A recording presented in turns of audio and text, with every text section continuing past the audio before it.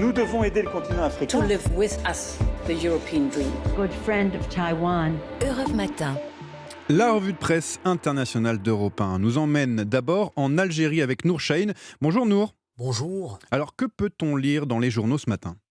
Eh bien, on revient sur l'annonce de la visite du président Tebboune en France, la première depuis son accession au pouvoir, précise le Soir d'Algérie. Le quotidien estime que cette visite d'État prévue pour cette année sera une étape supplémentaire dans le réchauffement des relations entre Alger et Paris. Pour sa part, le site Algérie Echo reprend cette phrase du président de la République : « Si la mémoire fait partie de nos gènes communs, nous partageons aussi bon nombre d'intérêts fondamentaux. » Le jeune indépendant revient quant à lui sur le sujet du gaz. Le président de la République l'a abordé en indiquant que l'Algérie fait profiter de son surplus à d'autres pays.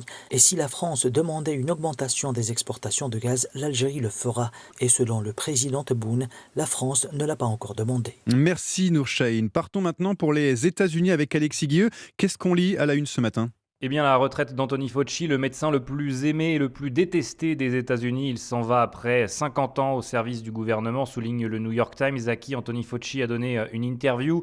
Le docteur assure qu'il ne disparaîtra pas totalement. Il a l'intention d'écrire ses mémoires et veut encourager les jeunes à faire carrière dans la science.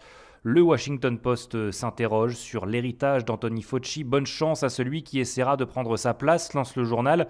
Il a été le médecin de famille de l'Amérique de l'épidémie de sida à celle du Covid-19. Il a travaillé avec 7 présidents américains, même dans les moments les plus difficiles, comme quand Donald Trump diffusait des fausses informations depuis la tribune de la Maison-Blanche.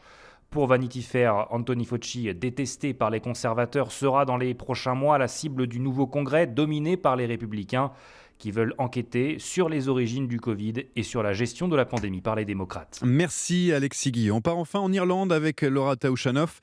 Il y a quoi dans les kiosques irlandais ce matin ? Eh bien, d'une fierté nationale, le premier Irlandais dans l'espace sera une femme, titre l'Irish Mirror.